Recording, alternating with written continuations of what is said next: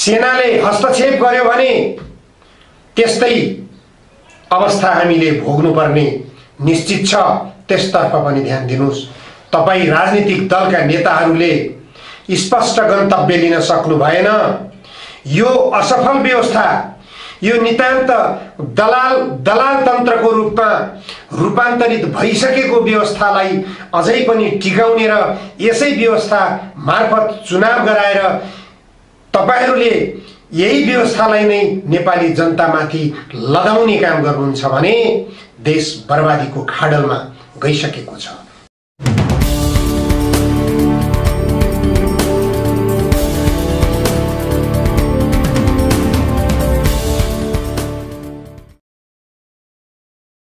आदरणीय दर्शक महानुभावहरू, जनधारणा खबरमा यहाँहरूलाई स्वागत छ। हिजो पूर्व राजा ज्ञानेन्द्रको जन्मदिन असार 23 गते।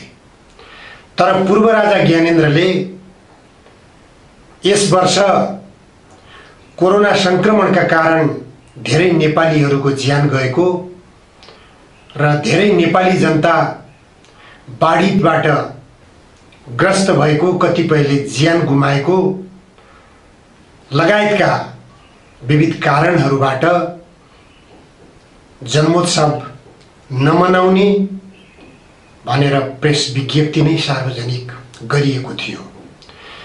पूर्व राजा ज्ञानेन्द्रमा जनताप्रतिको जिम्मेवारी बोध यसबाट पनि स्पष्ट हुन्छ। नेकपा माओवादी केन्द्रका अध्यक्ष कमरेड प्रचण्डले अहिलेका नेपालका राष्ट्रपति भन्दा त उहिलेका राजा महाराजाहरूको शान मान र सम्मान थियो भन्ने अभिव्यक्ति सार्वजनिक भएपछि, त्यसले सञ्चार माध्यममा व्यापक चर्चा पाएपछि मात्र होइन, प्रचण्डले व्यक्त गर्नुभएको उक्त अभिव्यक्तिलाई कतिपयले सकारात्मक र कतिपयले नकारात्मक रूपमा व्याख्या विश्लेषण गरिरहेका बेला पूर्व राजा ज्ञानेन्द्रले यस वर्ष आफ्नो जन्मोत्सव नमनाउने भनेर प्रेस विज्ञप्ति सार्वजनिक गर्नुभएको थियो। हाम्रो नेपालका राजनीतिक दलका नेताहरूले आफ्नो जन्मोत्सवमा नेपालकै नक्साको केक बनाएर, नक्सा आकारको केक बनाएर नेपालको नक्सालाई नै काटे सरही जसरी अहिले विभिन्न प्रदेशमा विभाजन गरिएको छ देशलाई, त्यही शैलीबाट केक काटेर जन्मोत्सव मनाएका घटनाहरू व्यापक रूपमा आलोचना भइरहेको परिप्रेक्ष्यमा पूर्व राजा ज्ञानेन्द्रले संवेदनशील रूपमा अभिव्यक्ति दिएपछि जनताको सहानुभूति पूर्व राजा ज्ञानेन्द्रप्रति बढ्नु स्वाभाविक हो। यति मात्र होइन, पूर्व राजा ज्ञानेन्द्रले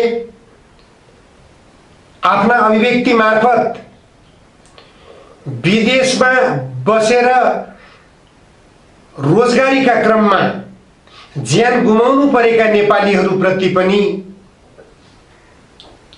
दुःख व्यक्त गर्दै सम्बद्ध परिवारहरूप्रति समवेदना व्यक्त गर्दै पटक पटक विज्ञप्ति सार्वजनिक गरिरहेको सुनिन्छ।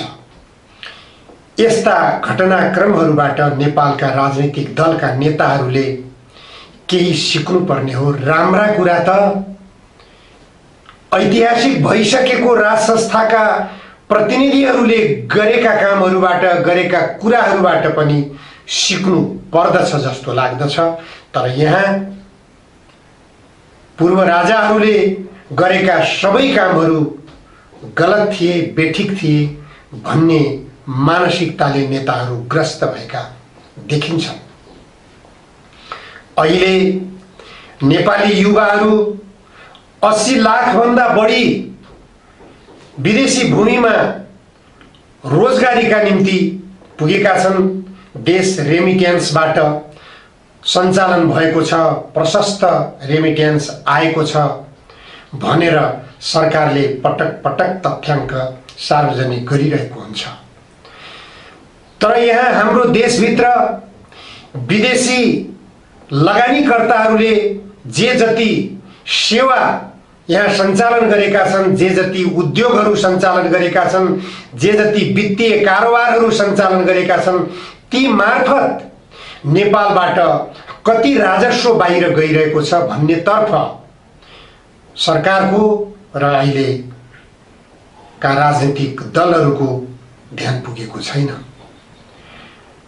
देशले खाद्यान्न आयातकै निम्ति 45 अर्ब, चामल मात्र आयातको निम्ति 45 अर्ब लगानी गरिरहेको छ। यो कृषि प्रधान देश हो। कृषि प्रधान देशले यो अनुपातमा, यो परिमाणमा चामल आयात गर्नुपर्ने अवस्था भनेको नेपाली जनताको भविष्य अन्धकारतर्फ गइरहेको छ भन्ने प्रत्यक्ष उदाहरण हो। नेपाली युवाहरू विदेशमा उच्च शिक्षा अध्ययनको निम्ति जाने क्रममा देशको राजस्व कति लगानी भइरहेको छ भन्नेतर्फ यहाँका दलका नेताहरूले ध्यान पुर्याइरहेका छैनन्। केवल रेमिट्यान्सबाट आएको कुरालाई मात्र ध्यान दिनु, यो जति अदूरदर्शिता, यो जति अपरिपक्वता अरू केही पनि हुन सक्दैन। सेनाले खुट्टा उठाउँछ कि भन्ने त्रास देखिन्छ, सेनाले राजालाई साथ दिन्छ कि भन्ने त्रास देखिन्छ, तर सरकारले के गरिरहेको छ त्यसतर्फ खबरदारी छैन। नेपाली कांग्रेसले राष्ट्रिय महत्त्वका सबै उद्योगहरू, सबै कम्पनीहरू निजीकरणका नाममा समाप्त गर्यो भनेर हामी आरोप लगाइरहनेहरूले आज सुनिरहेका छौं। अहिले केपी ओली नेतृत्वको नेकपा एमालेको सरकारले राष्ट्रिय ध्वजावाहक नेपाल वायु सेवा निगमलाई निजीकरण गर्दैछ, निजीकरण गर्ने तयारी गरिरहेको छ। त्यहाँका कर्मचारीहरूले त्यसको विरोध गर्दै महाप्रबन्धकको ढोकामा तालाबन्दी गरे, तर प्रहरीले त्यो ताला खोलेको कुरा पनि हामीले सुनिसक्यौं। यो अवस्थाले के चित्रण गरिरहेको छ भने नेपालमा जति पनि सरकारी स्वामित्वका कम्पनीहरू छन् ती सबै कम्पनीहरूलाई निजीकरण गर्नेतर्फ यो कम्युनिस्ट सरकार गइरहेको छ। संविधानमा समाजवाद गन्तव्य भनेर किन लेखेका हौ नेताजीहरू?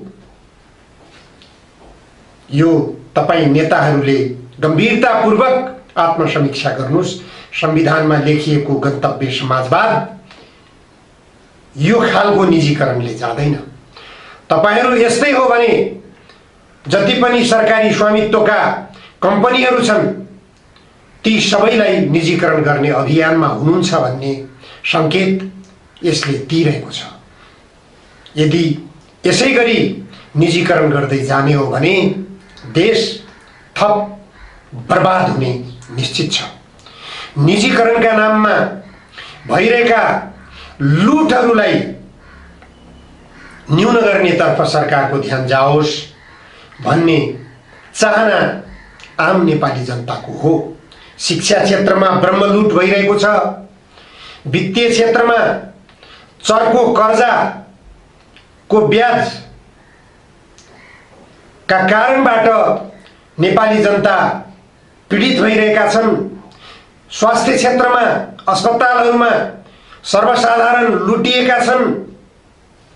यी सबै क्षेत्रमा सरकारको ध्यान पुगोस्, निजीकरणलाई बन्द गरियोस् र लुट धन्दा मच्चाउनेहरूलाई नियन्त्रण गरियोस् भन्ने नेपाली जनताको पटक पटकको सडकबाट उठिरहने आवाजतर्फ सरकारको राजनीतिक दलहरूको ध्यान पुगेन। के यसरी नै समाजवाद गन्तव्य हो? यही हो समाजवादको परिभाषा? तपाईहरू समाजवाद गन्तव्यको नाममा समाजवादतर्फ उन्मुख, समाजवादी व्यवस्थाको निम्ति आकर्षित नेपाली जनताहरूमा भ्रम सृजना गरेर देशलाई पूर्ण रूपमा साम्राज्यवादको पखडा बनाउन खोजिराख्नु भएको छ भन्ने कुराको यो धेरै उदाहरणहरू देखिन्छन्। तपाईहरूले एमसीसी का नाममा नेपालमा भित्र्याउन खोजिरहनु भएको अमेरिकी सैन्य योजना यसैको परिणाम हो। तपाईहरू समाजवादको गन्तव्य बिर्सिसक्नु भएको छ।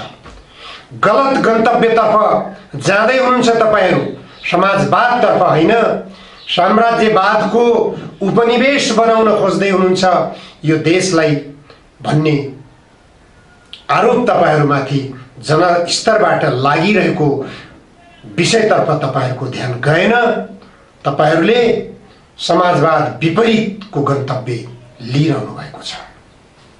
सर्वोच्च अदालतले फैसला के गर्ला प्रतीक्षाको विषय तपाईहरूको लागि छ। तर आम नेपाली जनताको लागि कौवालाई बेल पाक्यो हर्षण विस्मात हुनेछ।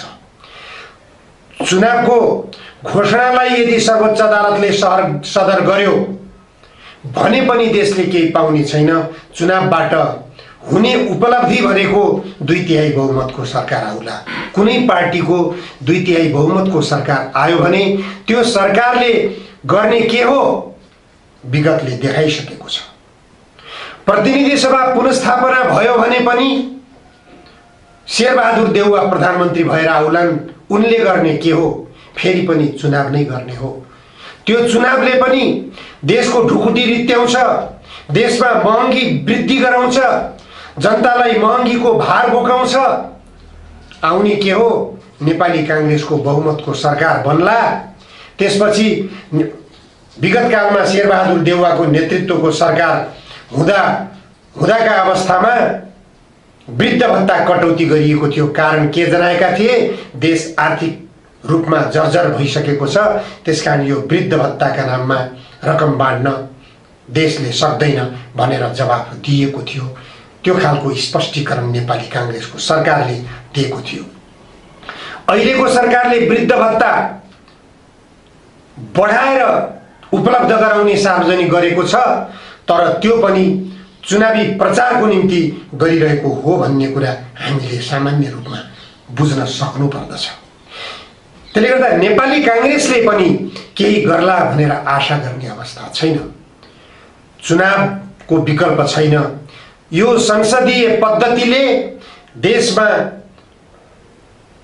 साम्राज्यवादको उपनिवेशको बिगबिगी त्रास सन्तास जो भइरहेको छ यसलाई रोक्नेतर्फ कुनै ध्यान दिने लक्षण देखिँदैन। यो अवस्थाले हामी कता जाँदैछौँ? हामीले विकल्पको रूपमा के रोज्ने? यो वर्तमान व्यवस्था नितान्त रूपमा असफल भइसकेको छ भन्ने कुरामा राजनीतिक दलका नेताहरू किन सहमत हुन सक्नु भएको छैन? कृपया तपाईहरू बस्नुस्, छलफल गर्नुस्, यसको विकल्प के हो खोज्नुस्। प्रतिगमन राज संस्थाको पुनरागमन भयो भने तपाईहरूको निम्ति प्रतिगमन ठहर्नेछ। राज संस्थाको पुनरागमन भयो भने विगत 30 वर्षे पञ्चायत कालमा हामीले भोग्नु परेका राजकाज अपराध तथा सजाय ऐनका प्रावधानहरू फेरि उल्टिएर आउनेछन्। तपाईँ हामीलाई लेख्ने र बोल्ने स्वतन्त्रता, पार्टी संगठन गर्ने स्वतन्त्रतामा प्रतिबन्ध लाग्न सक्दछ। त्यसतर्फ ध्यान दिनुस्। सेनाले हस्तक्षेप गर्यो भने त्यस्तै अवस्था हामीले भोग्नुपर्ने निश्चित छ। त्यसतर्फ पनि ध्यान दिनुस्। तपाईँ राजनीतिक दलका नेताहरूले स्पष्ट गन्तव्य लिन सक्नु भएन। यो असफल व्यवस्था, यो नितान्त दलाल तन्त्रको रूपमा रूपान्तरित भइसकेको व्यवस्थालाई अझै पनि टिकाउने र यसै व्यवस्था मार्फत चुनाव गराएर तपाईहरूले यही व्यवस्थालाई नै नेपाली जनतामाथि लगाउने काम गर्नुहुन्छ भने देश बर्बादीको खाडलमा गइसकेको छ। विकल्प सोच्नुस्। विकल्प के हो? यो व्यवस्थाको विकल्प हो नेपाली जनतालाई जनमत संग्रह मार्फत व्यवस्थाको विकल्प रोज्ने अवसर किन नदिने? चुनाव नै गर्ने हो भने बिना कामको चुनाव किन गर्ने? 2/3 बहुमत पाएर पनि तपाईहरुले यो व्यवस्थामा राम्रो काम गर्न नसक्नुको कारणबाट पनि यो व्यवस्था असफल सिद्ध भइसकेको प्रमाणित भइसकेको छ भने व्यवस्थाको विकल्पका निम्ति जनमत संग्रह किन नगर्ने? व्यवस्थाको विकल्पका निम्ति चुनाव किन नगर्ने? यसमा गम्भीरतापूर्वक सोच्नुस्।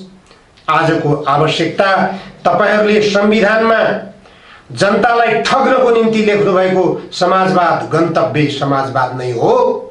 गन्तव्य समाजवादका निम्ति कस्तो खालको व्यवस्था निर्माण गर्नुपर्छ, कस्तो खालको संविधान बनाउनुपर्छ, कस्तो खालको परिपाटी यहाँ बसाल्नुपर्छ भन्ने कुरामा छलफल गर्नुस्। जनतालाई निर्णय गर्न दिनुस्। जनताको प्रत्यक्ष सहभागिता त्यसमा गराउनु जरुरी छ। आजलाई यति मात्र। धन्यवाद।